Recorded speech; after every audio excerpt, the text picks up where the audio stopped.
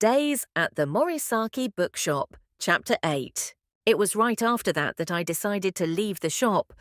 As strange as it might sound, that event gave me the boost I needed.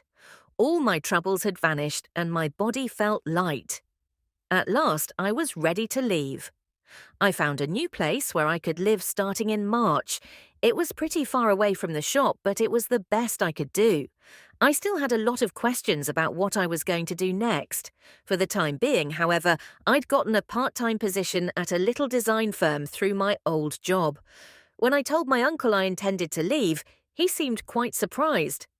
"You don't have to rush into any decisions," he said in a panic. But I had already made my decision. I've been enjoying this little vacation from my life for a long time already. If I don't go now to look for the place where I belong, I might end up never finding it.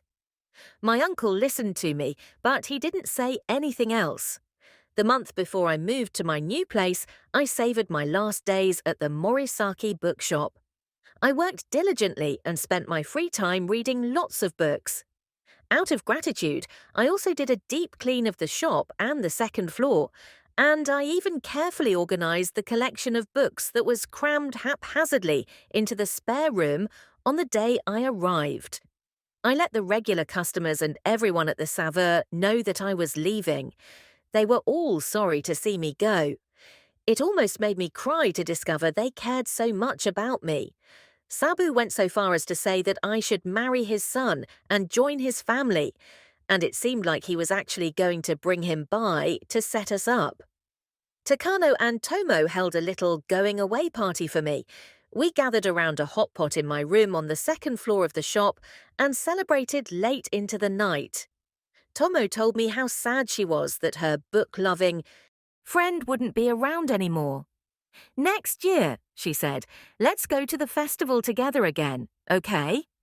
That night, Takano whispered to me that he'd taken Tomo to the movies in Shibuya a bit earlier. They didn't seem to be a couple yet, but given where Takano had started, this sounded like substantial progress.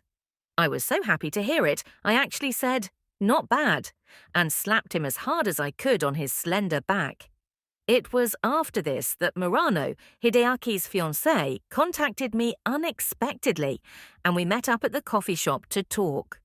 My biggest worry about that night was that we'd ended up being terribly rude to her as well. I headed to the place we'd agreed upon, planning to offer my sincere apology. But once we were face to face, she was the one bowing deeply to apologize to me. She said she'd had her suspicions about his behavior earlier on, but after my unusual appearance that night, everything clicked for her. She questioned him again and again until he finally confessed. Until that night, she said, she never would have guessed that I was the other woman. I kept trying earnestly to apologize to her. I said, "I'm to blame too." But she just shook her head. She said the wedding was off now. When I heard that, I rushed to apologize again, but she said firmly, "It's not your fault, Takako." That guilty feeling stayed with me, though. When I told my uncle the next day what had happened, he said, "She's right. Isn't it better to find out now instead of after they're married when it's too late?" My uncle might be biased since he despised Hideaki, but when I realized he had a point, I felt a weight being lifted off my shoulders. My uncle and I spent my last night at the shop drinking coffee together on the veranda on the second floor, staring up at the dark winter sky. He gave me a giant stack of old books to remember my days at the bookshop. He said they were all books that had made a deep impression on him when he was young.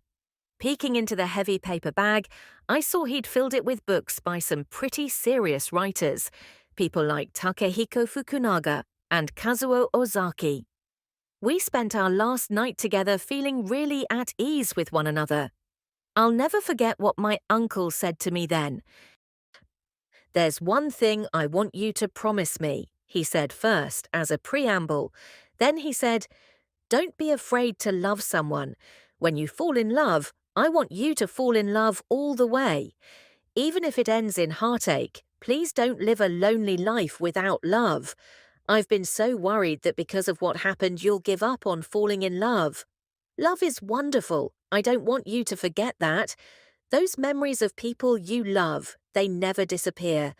They go on warming your heart as long as you live.